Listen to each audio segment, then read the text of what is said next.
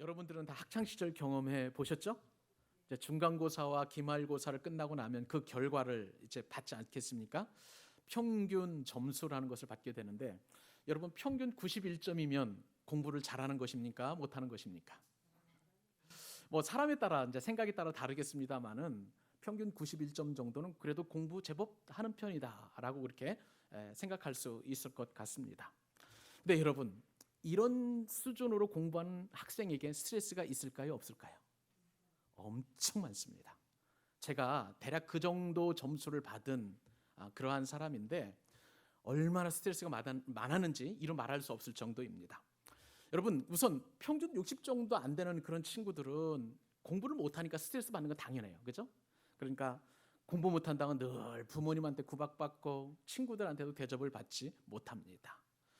평균 95점 이상이 되어서 늘 1등만 하는 친구, 이 친구는요, 꼴찌하는 친구보다 더 많은 스트레스를 받습니다. 왜요?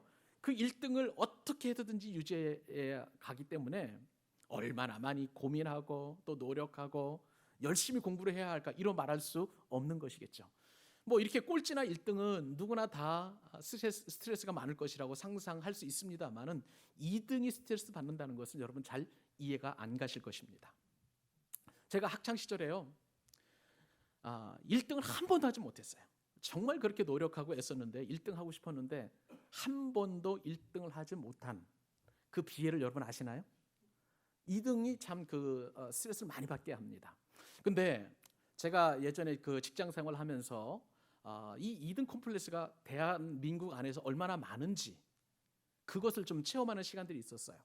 기자가 되어서 제가 이제 부산도 취재를 했었고 또 대구도 취재를 하게 되었는데, 부산과 대구 사람들의 그 마음 가운데는요, 늘 2등이라는 그런 생각이 꽉 차 있었습니다. 무슨 말씀인가 하면은요, 서울에 비해서 자신들은 늘 2등이라는 거예요. 그러니까 문화적인 혜택이라든지 또 자본이라든지 뭐 인프라라든지 모든 것들, 무슨 수준들이 항상 서울에 밀려서 우리는 두 번째 혹은 세 번째이니까 이 2등 컴플렉스가 가져오는 그런 것이 만만치 않더라는 것이죠. 공부 잘하는 학생들은 다 우선 서울로 올라가지 않습니까? 명문대로 가잖아요. 그리고 나머지 그래도 조금 잘하는 친구들이 뭐 지방에 있는 국립대에 이제 가는 그런 수준인데, 거기서 오는 나름대로의 자괴감들, 그런 것들이 그 2등 컴플렉스가 부산과 대구에 있더라는 것이죠. 물론 지방 중소도시에 비해서 이 도시들은 뭐 상상할 수도 없는, 비교조차 할 수 없는 그런 메가시티인데도 불구하고 2등 컴플렉스가 있더라는 것입니다. 자, 그러면 여러분, 서울 안에는 2등 컴플렉스가 있을까요? 없을까요? 제가 연세대학교하고 고려대학교 기독 학생들을 취재를 해보았는데, 그 학생들 마음 깊은 곳에 보니까 2등 컴플렉스가 있는 거예요.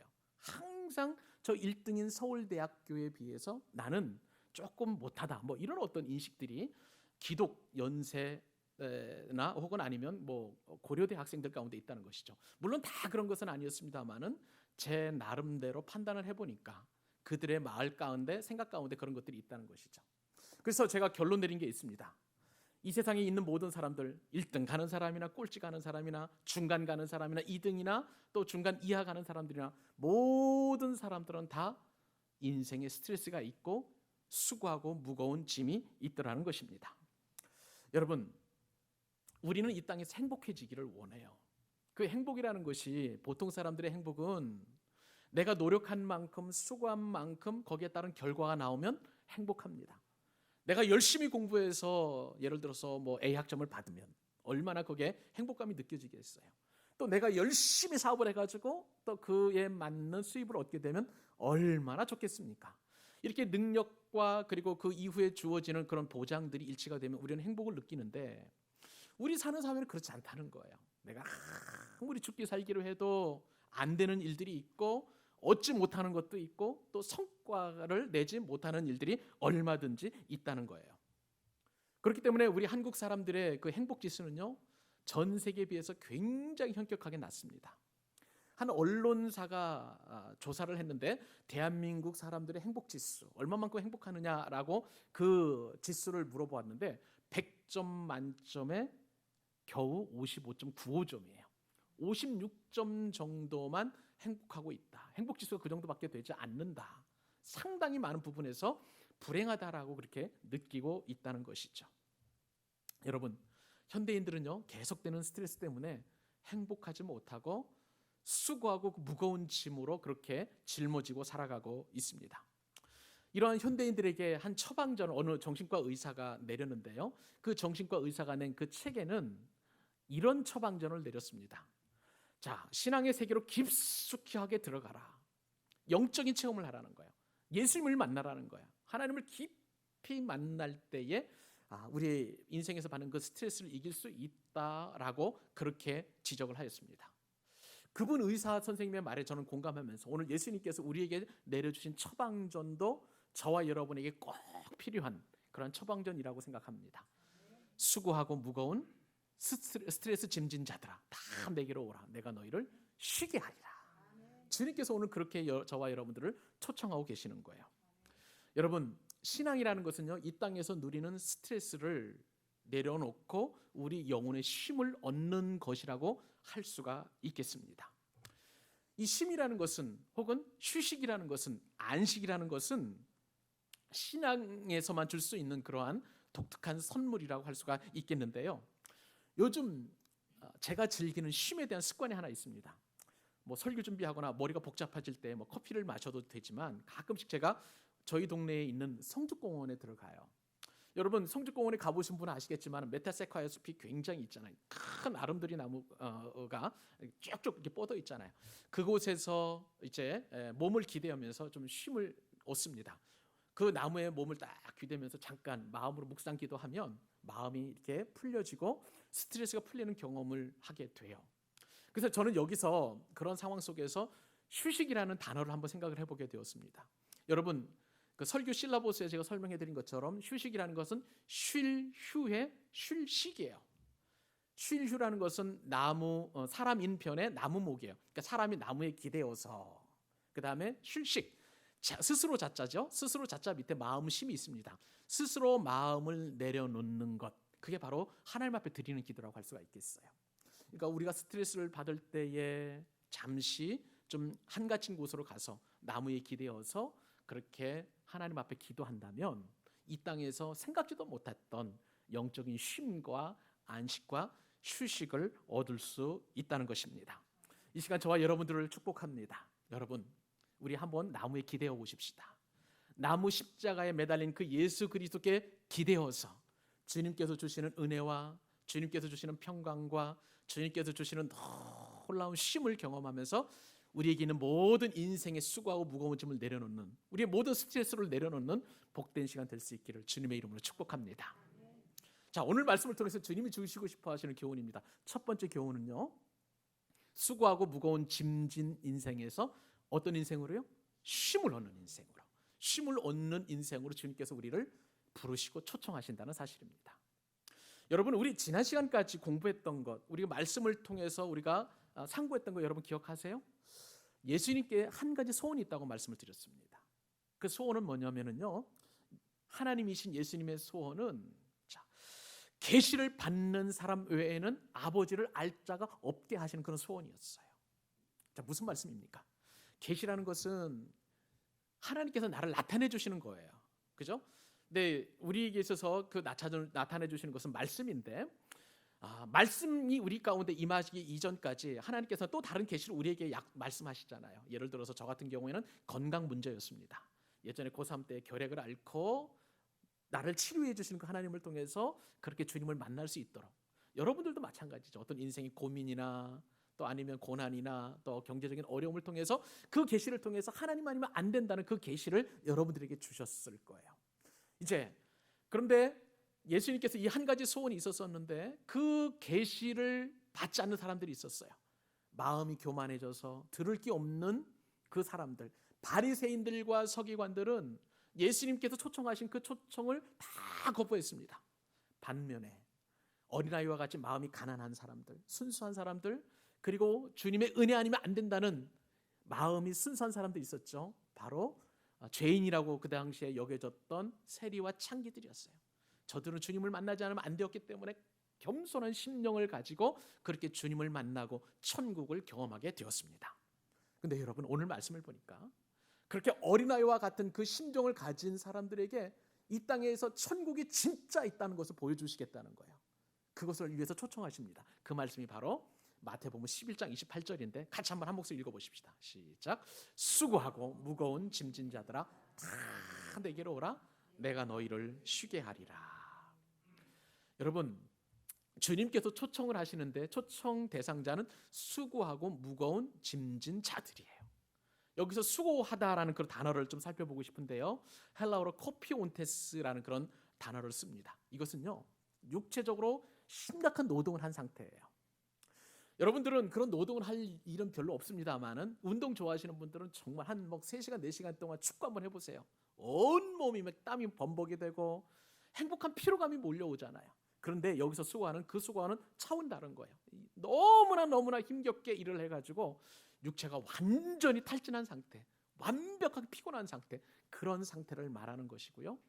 이런 비단 육체적인 그런 수고뿐만 아니라 정신적인 수고도 있습니다.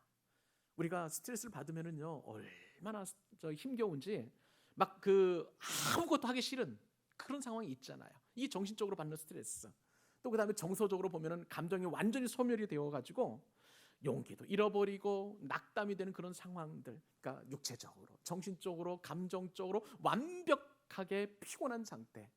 그 상태가 바로 코피온테스라는 단어를 쓰게 되어 있습니다. 여러분, 우리 각자에게는 다 이런 수고한 그런 일들이 있어요. 쉽게 말하면 스트레스를 다 받고 있다는 것이죠. 누구나 다 예외 없이 그런 스트레스를 다 받고 있습니다. 한번 가정에서 볼까요? 가정에서 보면 아빠나 남편으로서의 스트레스가 있고요, 또 엄마나 아내로서의 스트레스가 있습니다. 가정은 그 가정을 책임져야 되잖아요. 열심히 사업도 해야 되고 열심히 직장 생활도 해야 되고 그냥 정말 남에게 그러니까 비위를 맞춰가면서 그렇게 일을 해가지고 월급을 타옵니다. 그러면은 그 빠듯한 월급을 가지고 또 생활을 해야 하는 주부 입장에서도 보면 가장도 스트레스 받고 힘겹고 또 아내 입장에서도 그 적은 돈으로 생활하려고 하니, 살림을 살아야 하니 얼마나 큰 스트레스 있겠습니까? 그뿐 아니죠. 자녀들도 스트레스 없나요? 아니에요. 공부하는 스트레스예요. 아무리 공부해도 성적은 나아질 기미가 없고, 그리고 미래가 불확실하고 불투명한, 내가 과연 대학이나 제대로 갈 수 있나, 내가 과연 취직이나 제대로 할 수 있나, 그 스트레스가 이로 말할 수 없는 거예요. 부모님은 또 스트레스 없나요? 있죠. 내가 건강해야 자식들에게 짐이 안 될 텐데 늘, 그리고 그 건강에 대한 그 어떤 수고하고 무거운 마음들 뿐만 아니라 이제는 경제 활동을 하지 않으심으로 말미암아 어떤 경제적인 어떤 무능에서 오는 그 스트레스도 있어요. 다 수고하고 무거운 짐들이라고 할 수가 있겠습니다. 그런데요, 우리는 기본적으로 이런 수고하고 무거운 짐 외에 신앙적이고 종교적인 수고하고 무거운 짐도 있습니다. 그 수고가 얼마나 힘이 겨운지 여간 수고하고 무거운 짐이 아닙니다. 예수님께서 이처럼 수고하고 무거운 짐진 자들을 초청할 때에 이 종교적으로 짐을 지고 있는 사람들도 초청을 하셨어요. 근데 그때 당시에 이 수고하고 무거운 짐은 어떤 일이냐면, 종교적인 짐은 어떤 짐이냐면요, 유대인들이 특별히 소년이 13살만 되면은 성인식을 치릅니다. 그것을 일컬어서 이제 바르 미츠바라는 그런 단어를 쓰는데요, 바르라는 것은 아들이란 뜻이고요, 미츠바는 말씀이라는 뜻입니다. 그러니까 율법의 아들, 그다음에 규례의 아들, 그다음에 말씀의 아들이라는 이 성인식을 통해서 이제 이 유대 청소년이 이제 그 성인식을 치러서 이제 말씀을 지켜 나가는 그런 종교의 짐이 지워지게 되는데, 여러분 한번 사진 한번 보십시오. 사진을 보면은 이 소년이 짊어지고 가는 그런 토라가 있습니다. 토라는 창세기, 출애굽기, 레위기, 민수기, 신명기, 창출, 레위기 이 5권을 토라라고 하는데, 여러분 예수님 저기 당시에는 지금 이 율법이, 이 미츠바가 종이로 되어 있어서 좀 그래도 지금 무거운데 사실은 원래는 종이가 아니에요. 양피지예요. 양의 껍질로 율법을 기록했기 때문에 그것이 어깨에 짊어지면은요, 13살 어린 소년에 짊어진다고 생각을 해보세요. 그 율법의 짐이 얼마나 무거운지 아세요? 쭉 쳐져가지고 이렇게 걸어가야 합니다. 그런데요, 이 율법의 무거운 짐은 비단 13살만 지는 게 아니라 그 이후에 계속해서 져 나가야 되는 거예요. 유대인들에게 있어서 이 율법은요, 수고하고 무거운 짐이 되는데 그것은 일생뿐만 아니라 죽어서까지도 율법의 짐을 지어야만 합니다. 유대인들은 특별히 이제 죽어서 무덤에 이제 들어가잖아요. 동굴 무덤 있잖아요. 근데 그곳에서 장사를 한번 치렀을 때에 한 번으로 끝나는 게 아니에요. 두 번 장사를 치르는데 처음에 죽어서 이렇게 육신이 이제 그 동굴 무덤에 가면 부정해집니다. 왜 그러냐면은 기본적으로 히브리 사람들의 생각은 땅은 부정하다는 생각을 가지고 있어요. 그래서 하와를 욕했던 뱀이 하나님의 저주로 말미암아 땅이 기어다니는 저주받은 그런 짐승이 되잖아요. 그런 것처럼 땅은 저주의 그런 공간인데 그 저주가 풀려지게 되려면은 살이 완전히 다 썩어야 돼요. 그때까지 몸은 부정해집니다. 율법은 그때까지 무거운 짐이 지어지는 거예요. 나중에 모든 살이 다 썩어서 이제 뼈들을 추려 가지고 다시 제2의 장례를 합니다. 그래서 구약 성경을 읽다 보면 너희 조상들의 뼈가 너희 조상들에게로 돌아가리라 하는 표현들이 많잖아요. 이게 두 번째, 율법을 이제는 그 모든 수고에서 벗어나서 영원한 안식으로 들어간다는 의미의 히브리식 표현이에요. 그러니 히브리 사람들은 이 종교적인 그리고 율법적인 규례적인 수고하고 무거운 짐이 얼마나 많은지 이로 말할 수 없다는 것이죠. 여러분, 이런 상황에서 주님께서 초청하십니다. 주님이 어떤 분을 초청하십니까? 배부른 사람 초청하지 않으셨어요. 가벼운 짐진 자들아, 가진 것이 많아서 부유한 자들아, 아픈 것이 없이 건강하고 행복한 자들아, 다 내게로 오라. 그런 사람을 초청하신 게 아니에요. 그저 그냥 하루하루를 살아내기가 너무나 버겁고 힘겹고 삶의 그 짐에 짓눌려 가지고 억지로 버텨가며 하루하루를 살아가는 그 수고하고 무거운 짐진 자들아, 다 내게로 오라. 내가 너희를 쉬게 하리라. 주님께서 그렇게 초청하셨습니다. 사랑하는 여러분, 육체적으로 피곤하십니까? 정신적으로, 마음적으로, 그리고 종교적으로 고단한 그런 피곤을 가지고 있습니까? 주님께서 바로 여러분들을 초청하십니다. 그 초청에 여러분 부응하실 수 있기를 주님의 이름으로 축복합니다. 여러분, 도대체 이 세상에 어떤 누가 우리 이런 사람들을 초청해 줄 수 있을까요? 내가 이처럼 삶에 짓눌려져 있고 수고하고 무거운 짐진 나를 누가 초청해 줄 수 있단 말입니까? 우리는 초청하고 싶은 사람이 있어요. 내게 조금이라도 유익을 줄 수 있는 그 사람, 내 인생의 보탬이 되고 싶은 사람을 초청하고 싶은 게 바로 우리들 아닙니까? 그런데 그럼에도 불구하고 예수님께서는 우리가 초청하고 싶은 사람이 아니라 바로 인생의 수고하고 무거운 짐진 자들을 다 초청해서 주님께 오라고 말씀하여 주십니다. 혹시 이 순간까지 아직도 예수님을 만나지 않고 아직도 주님을 인격적으로 만나지 않은 분이 계시다면 이 초청에 임할 수 있기를 바랍니다. 예수님께서 여러분을 초청하시고 오늘 주신 말씀에 따르면 여러분에게 휴식을 주시겠다, 쉼을 주시겠다, 안식을 주시겠다 말씀하십니다. 그 영적인 축복을 누릴 수 있는 여러분 되실 수 있기를 바랍니다. 여러분, 이처럼 우리에게 수고하고 무거운 짐진 우리를 초청하신 이유가 무엇일까요? 그것은 딱 한 가지 이유예요. 그것은 쉼을 주시기 위함인 것입니다. 그 쉼을 주시기 위해서 주님께서 지금 간절한 음성을 통해서 우리를 초청해 주고 계시는 거예요. 여러분, 예수님의 명령은요 반드시 그 명령과 함께 약속도 주어집니다. 무슨 말씀입니까?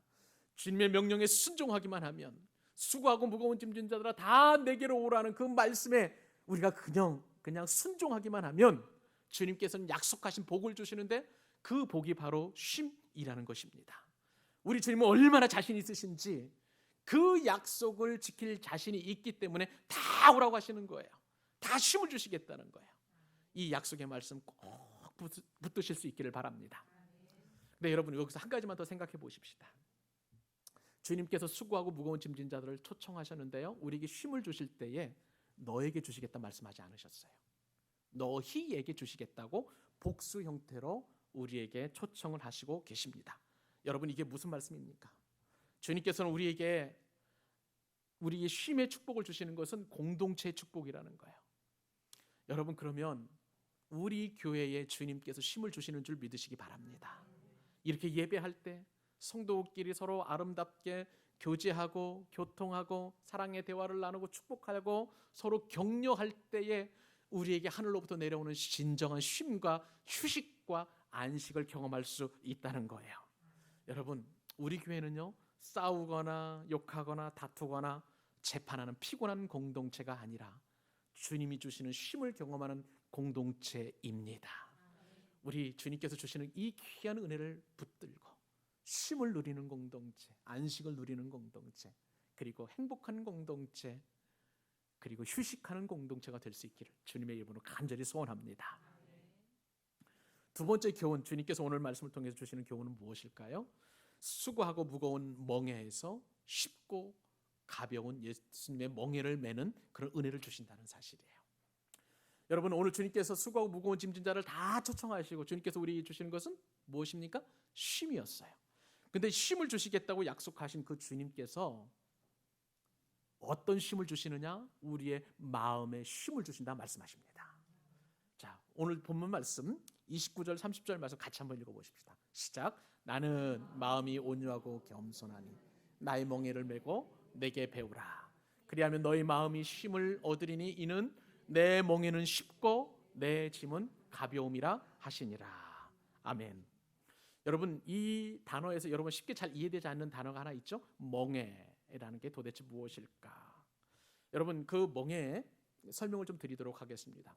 예수님 당시 그 팔레스타인 지역에서는요, 소나 나귀 어깨에 이런 멍에, 저 소 두 마리 사이에 있는 그 멍에 보이시나요? 이제 그 멍에가 있습니다. 이것을 씌워가지고 밭을 가는데요. 팔레스타인 밭은요, 옥토밭이 아니에요. 자갈밭이에요. 돌밭이에요. 그래서 그 돌밭을 저 멍에를 메고 이제 소가 밭을 갈아야 되는데 얼마나 힘겹게 밭을 갈아야 하는지 모릅니다. 이번 여름 수련회 우리 여름이죠. 여름에 이제 수련회 우리 교회에서 갔는데 그 간 곳 가운데 일정에 안반대기라는 곳에 갔었습니다. 안반대기는요, 저 높은 산지를 개간을 해가지고 이제 밭을 일궈서 거기에 배추나 양배추를 키우는 고랭지 채소를 가꾸는 그런 그 땅이었는데 이 안반대기에 보니까 엄청나요. 막 뭐 수십만 평, 수백만 평 같은 막 산 그 등성이나 산 허리까지, 산 정상까지 이렇게 밭이 일궈져서 배추와 그리고 양배추가 키워지고 있었습니다. 근데 그 밭을 제가 자세히 보니까 바위 같은 돌 같은 자갈이 아니에요. 막 뭐라 그럴까, 거친 돌들이 막 그 고랑에 이제 채소 사이에 계속 쭉 깔려 있는 거야. 그곳에서 배추와 양배추가 이렇게 잘 자라고 있는 모습을 보았습니다. 그러면서 그때 제가 가졌던 생각이, 저 밭을 일구려면 얼마나 힘들었을까. 물론 이제 트랙터나 기계가 이제 밭을 일궜겠지만 상상을 해보세요. 지금으로부터 2000년 전이에요. 소가 멍에를 메고 저 돌밭을 가꾸려면, 밭을 일구려면 죽을 힘을 다해서 그 밭을 일궈야 하는 것입니다. 주님께서는 바로 오늘 그 말씀을, 그 상황을 염두에 두고 오늘 말씀을 우리에게 주시는 거예요. 여러분, 이 멍에가 얼마나 버거운지요. 농부는 밭을 갈 때에 잠깐 휴식이라도 할 수 있잖아요. 근데 그 휴식에도 농부는 저 멍에를 벗기지 않습니다. 참 특이해요. 멍에가 한번 지워지면 그 무게가 엄청나기 때문에 중간에 풀었다가 다시 매는 것은 그 소를 더 힘들게 하는 거야. 그렇기 때문에 쉴 때에도 계속 멍에를 지게 합니다.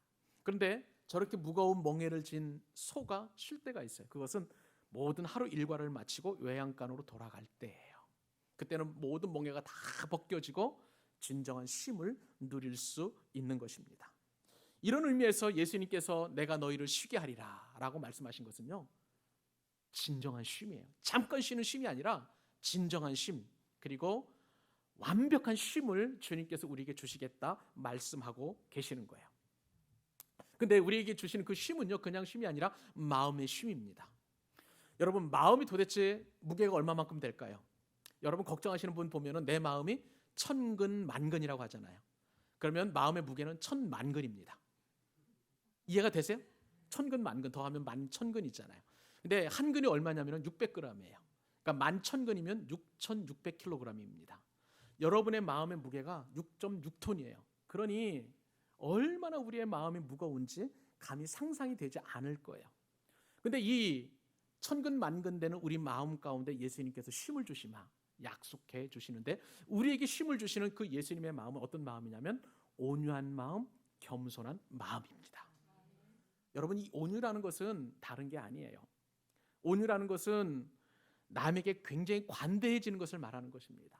싸나운 것 내려놓고, 화내는 것 내려놓고, 욕하는 것 내려놓고, 그리고 항상 용서하는 마음을 갖는 것이 온유입니다. 우리는 온유하기 쉽지 않잖아요. 그래서 영어 성경에 보니까 이 온유를 젠틀, 신사라고 할 때 그 젠틀하는 것, 아주 예의 바른 것, 그런 것처럼 이렇게 표현을 하고 있는 것을 보게 됩니다. 이게 온유예요. 그리고 우리에게 쉼을 주시는 예수님은 온유뿐만 아니라 겸손하신 분이세요. 자신을 항상 낮추는 그러한 분이시라는 것입니다. 여러분, 우리의 마음에 쉼을 주시는 그 예수님은 온유하시고 겸손하신 분이신데, 이것은 이미 오래전 선지자들을 통해서 예언됐던 말씀이에요. 스가랴 선지자가 이 땅에 다시 오실 그 왕, 진정한 왕으로 이 땅에 오시는 그분은 겸손하고 온유한 분이심을 이미 오래전에 예언을 했었어요.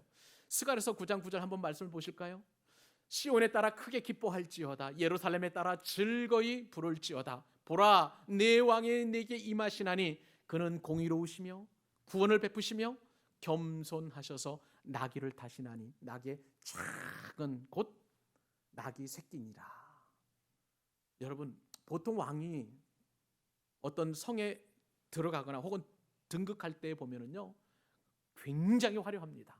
그리고 한 나라의 국력을 상징하기 때문에 수많은 병거와 말과 그리고 그를 왕을 호위하는 친위 부대를 데리고 화려하게 성에 입성을 하게 됩니다. 그런데 우리에게 오시는 왕은 그런 왕이 아니라는 거예요. 힘으로 정복하는 왕이 아니라 겸손하시고 온유하시고 스스로 낮아지셔서 우리에게 마음에 쉼을 주시는 그분 마음이 온유하고 그리고 또 겸손하시기 때문에 가장 낮은 자의 왕의 모습으로 이 땅에 오시마, 그렇게 약속해 주시는 것입니다. 사랑하는 여러분, 온유와 겸손은 오직 하나님의 사랑에서 나오는 것임을 믿으시기 바랍니다. 여러분, 우리의 마음 가운데 쉼을 주시는데 누가 우리의 마음 가운데 이런 쉼을 줄 수 있을까요?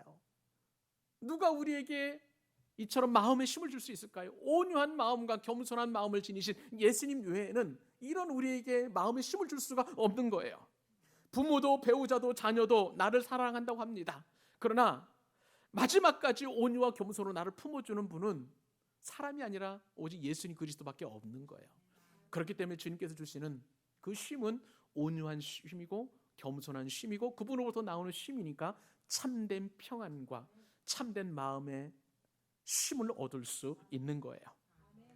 사랑하는 여러분, 온유하고 겸손하신 예수님께로 가면 우리의 수고하고 무거운 짐이 주님께서 말씀하시는 것처럼 쉬운 짐, 가벼운 짐, 그리고 예수님의 멍에로 바뀌는 줄 믿으시기 바랍니다. 우리 모든 사람들은요, 이 수고하고 무거운 멍에를 다 벗어낼 수가 없어요. 이 땅에 예수를 믿는 사람이나 안 믿는 사람이나 똑같이 다 수고하고 무거운 인생의 그 무거운 멍에를 다 지고 살아갈 수밖에 없는 거예요. 이 멍에가 벗겨지는 날은 딱 한 가지 방법밖에 없습니다. 우리가 영원한 하나님의 나라에 들어가면 이 멍에는 벗겨지지만, 그러나 이 멍에는 이 땅에 우리가 숨 쉬는 동안은 누구나 다 멍에를 짊어지고 갈 수밖에 없어요. 그런데 그 멍에와 그 수고하고 무거운 짐이 얼마나 무거운지, 그런데 예수님께서는 이것을 바꿔주신다는 거예요. 예수님의 멍에로, 주님의 멍에는 쉽고 가볍다라고 말씀하십니다. 그러면 여러분, 우리가 이처럼 예수님의 멍에로 바꾼다는 것은 무엇을 말하는 것일까요? 삶은 변화되지 않습니다. 삶이 변화되지 않는다 할지라도 짐스럽고 피하고 싶은 가족을 예수님의 마음으로 섬기는 것이 바로 예수님의 멍에로 바꿔매는 거예요.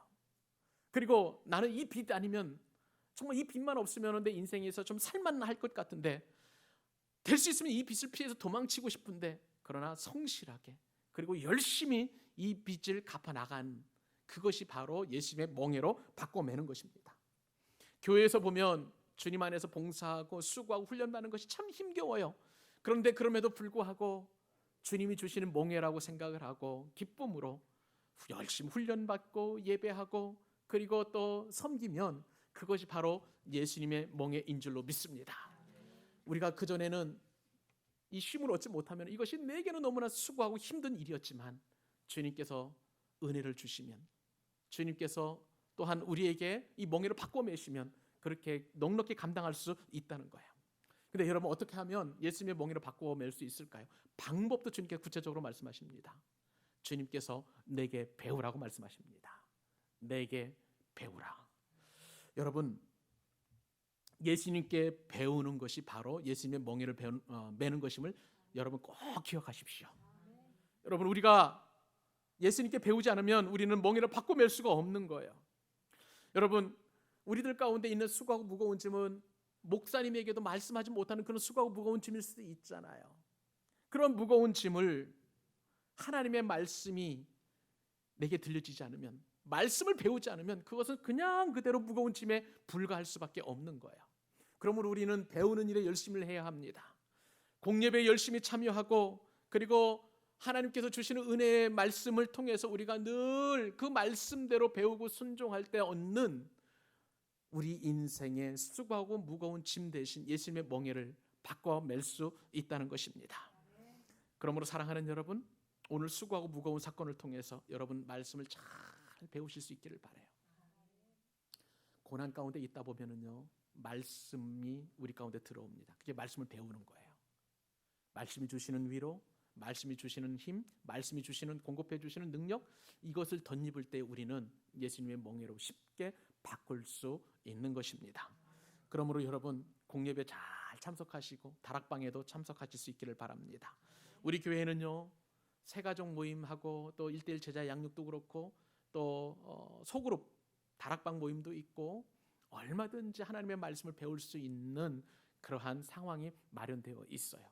문제는 나예요.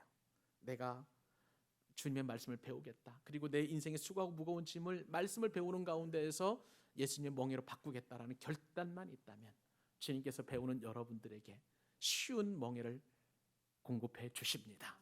사랑하는 여러분, 이 시간 여러분들을 다 축복하고 싶습니다. 여러분들의 마음에 무겁고 수고운 짐을 이제는 말씀을 배움으로, 말씀이 주시는 능력으로 쉬운 예수님의 멍에로 바꿔 맬 수 있는 여러분 되시기를 축복합니다. 마지막 한 가지 더 교훈을 우리가 살펴보십시다. 예수님께서 오늘 우리에게 주시고 싶어 하시는 그 말씀은요, 이제는 수고하고 무거운 짐진 인생에서 남의 짐을 덜어주는 인생으로 우리를 바꾸어 주신다는 사실이에요. 어떤 한 분을 소개해드리고 싶습니다. 유교 가풍이 심한 그런 가문에 시집을 간 여자 집사님이 계십니다.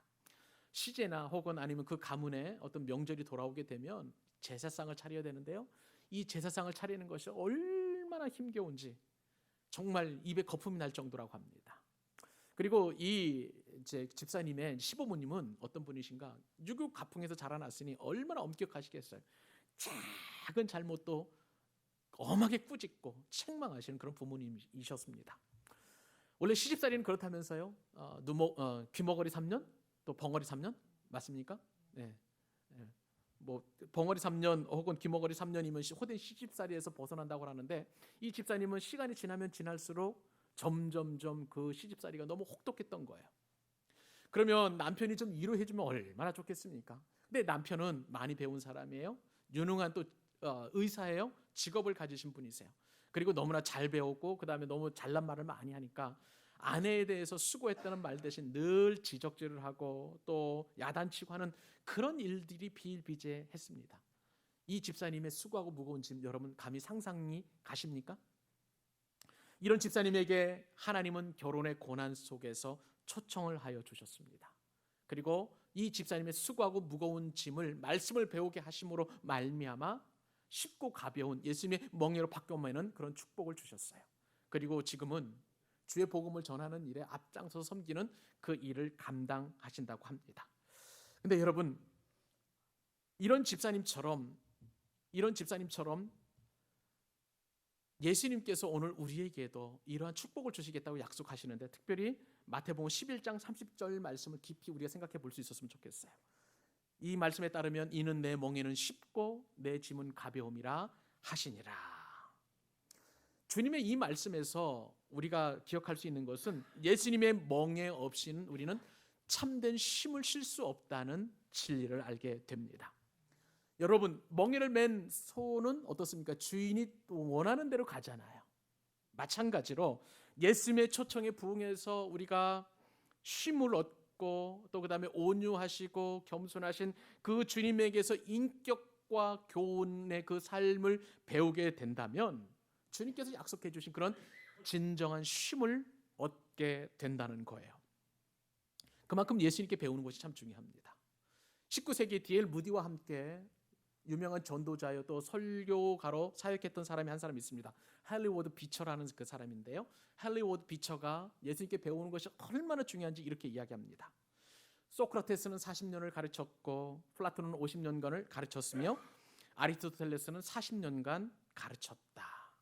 그에 비해 예수는 단지 3년을 가르쳤을 뿐이다. 그러나 그 3년은 고대의 가장 위대한 사람인 소크라테스, 플라톤, 아리스토텔레스가 가르친 총 130년의 영향력보다 더 크고 더 위대하다. 예수는 그림을 그리시지 않으셨다. 그러나 예수님께 영감을 받고 배운 라파엘, 미켈란젤로 그리고 레오나르도 다빈치의 위대한 걸작품들은 다 예수에게서 배운 것이다. 예수는 시를 쓰지 않았지만 단테와 밀턴 같은 수많은 세계사적인 위대한 시인들의 영감을 주고 가르침을 주었다. 예수는 단 한 곡도 노래를 작곡하지 않았지만 예수의 영감을 배워서 핸델, 멘델스존, 바하 그리고 베토벤과 같은 수많은 음악의 거장들이 예수의 배움을 통해서 그 위대한 음악들을 만들어내었다. 인간의 모든 영역이 이 겸손한 나사렛 예수 목수에게서 배운 배움을 통해 풍요롭게 되었다. 그러나 인류가 배울 수 없는 딱 한 가지, 오직 예수만이 할 수 있는 것, 즉 구원은 오직 예수만이 줄 수 있는 것인데 그가 사람들의 수고하고 무거운 짐과 그리고 무거운 죄의 영혼에서 구원하였다. 사랑하는 여러분, 예수님께 배우는 것이 너무나 중요합니다. 예수님께 배우면, 예수님께 은혜를 잊게 되면 예수님께서 우리로 하여금 쉬운 멍에를 주신다고 말씀하여 주십니다. 그래서 우리는 오늘 말씀을 우리가 묵상하고 적용할 게 한 가지 있어요. 교회 차원에서 한 가지 할 게 있습니다. 예수님이 가르쳐 주신 것처럼 가난하고 그리고 어려운 사람을 우리 교회가 섬겨야 될 줄로 믿습니다. 2주 전에 제가 광교 종합사회복지관 옆에 있죠. 우리 교회 건물 뒤쪽에 있는 광교 종합사회복지관에서 한 복지사님의 전화를 받게 되었습니다. 근데 이 복지사님 하시는 말씀이 우리 봄에 여러분 기억하세요? 부활절 절기 헌금을 이제 다 전액 이제 가난한 사람이나 혹은 선교로 이렇게 쓰겠다고 약속을 하고 그리고 우리 한 5가정, 6가정 정도 이렇게 장을 봐서 이렇게 도와드렸습니다. 그 한 가정이 바로 이 고희봉이라는 분인데요. 자, 근데 이 고희봉 씨는 올해 연세가 60이세요. 그런데 이 고희봉 씨는 혼자 사시는 독거 노인이시고 간암에 걸리셔서 지금 시한부 인생을 사시는 분이십니다. 근데 이분이 어려움을 겪게 되었는데 이제 가난하다 보니까 국가에서 이제 기초생활수급자로 얼마 정도 이렇게 소액의 그 생활비가 나옵니다. 근데 이분이 간암 치료를 받아야 되는데 완벽하게 간암 치료는 안 되지만 색전술을 통해서 간에 어떤 암이 더 번지지 않도록 하는 그런 어떤 치료를 받아야 되는 모양이에요. 근데 한번 이 간암 색전술을 받는데 30만 원 정도가 소요된다고 합니다. 근데 이분 생활비에서 이 30만 원을 떼어내면 생활이 쪼들리기 시작하는 거예요. 그래서 각종 매월마다 내는 공과금이 있잖아요. 가스비, 전기세, 핸드폰 요금, 뭐 난방비 같은 것들을 내어야 되는데 이것을 감당을 못하는 거예요. 그래가지고 어떻게 하면 이분을 도울 수 있을까? 마침 우리 교회가 부활절에 이렇게 도운 경험이 있으니까 혹시 교회가 형편이 되면 이 분을 좀 도왔으면 좋겠다 그렇게 말씀하시는 거예요. 그래서 그분 전화를 받고 복지사 전화를 받고 곰곰이 생각을 기도하다가 비전 이윤들과 이렇게 함께 나누게 되었습니다. 그래서 마음을 모아주셔서 개척교회라서 재정이 넉넉한 것은 아니지만 그래도 이분을 참 좋으면 좋겠다. 그래서 우리가 한 1년에 한 2번 내지 3번 정도 받으시는 모양이에요. 그래서 모아가지고 색전술 한번 받으면 이분이 생활하는데 극히 어려움은 없을 것 같습니다. 그래서 이제 그 일을 결정하고 여러분들이 드린 11조 가운데서 5만 원 정도씩을 이분에게 이제 후원을 하려고 합니다. 근데 이분이 더 딱한 사정을 또 나중에 알게 되었어요. 이 고희봉 씨는요, 그러니까 자꾸 이제 빚이 밀렸다고 그랬잖아요. 그러니까 공과금이 계속 밀리다 보니까 여기서 독촉을 받고 저기서 독촉을 받는데 그분 가지고 있는 생각이 어차피 내가 죽을 건데 그냥 이참에 생명을 끊어버려 이런 생각을 하셨다는 거예요. 자살을 그 생각을 하셨다는 것입니다. 그래서 우리 교회가 이렇게 작은 미력한 힘이나마 그분을 도와주면 그분이 삶의 희망을 가지고 궁극적으로는 그분의 영혼까지도 구원받는 일에 우리 교회가 쓰임 받을 수 있기를 바랍니다. 오늘 우리에게 주님께서 말씀하시잖아요. 가난한 사람들, 소외된 사람들, 어려운 사람들을 도우라고 분명히 우리에게 말씀해 주셨사오니 주님도 그렇게 또한 가르치시고 몸소 그렇게 실천하셨잖아요. 주님께 배운 대로 그런 삶을 살게 되면 우리 교회 하나님께서 복의 복을 더하여 주실 줄로 믿습니다. 그분 50만 원 빚이 있는데 나중에 우리가 또 그 빚까지도 갚아주면 참 좋겠다 생각이 드는 것이, 왜냐하면 이러한 말씀에 순종을 하면 주님께서 우리에게 주신 놀라운 상이 있기 때문에 그래요. 잠언서 19장 17절 말씀, 축복의 말씀 같이 한번 읽어보십시다. 시작. 가난한 자를 불쌍히 여기는 것은 여호와께 구워드리는 것이니 그의 선행을 그에게 갚아주시리라. 우리가 고이봉씨를 섬기고 그를 위해서 기도하고 섬기게 되면 하나님께서 우리에게 생각지도 못했던 갚아주시는 은혜가 있을 줄로 믿습니다. 말씀을 맺습니다. 여러분, 스트레스를 많이 받으시죠? 이런 스트레스 받는 인생 가운데 주님께서 저와 여러분을 다 초청하십니다. 그리고 공동체에게 주시는 쉼을 주시겠다 약속하여 주셨습니다. 여러분, 우리는 세상에 때로는 우리를 도우시고 위로할 사람들을 많이 찾습니다. 그런데 세상이 주는 위로는 일시적인 거예요. 영원하지 않습니다. 그리고 세상이 주는 그 위로는요, 마치 바닷물을 마시는 것 같아요. 받으면 받을수록 더 목마르고 갈증납니다. 그러나 오늘 주님께서 약속하시고 저와 여러분에게 반드시 주시마 그렇게 확언하신 이 쉼은 그냥 쉼이 아니에요. 내 마음의 쉼이요, 내 육신의 쉼이요, 내 영혼의 쉼이요, 그리고 나의 전인격적인 쉼이 될 줄로 믿습니다. 이 귀한 쉼을 덧입어서 함께 받아 누리는 저와 여러분 되시기를 우리 주님의 이름으로 축원합니다.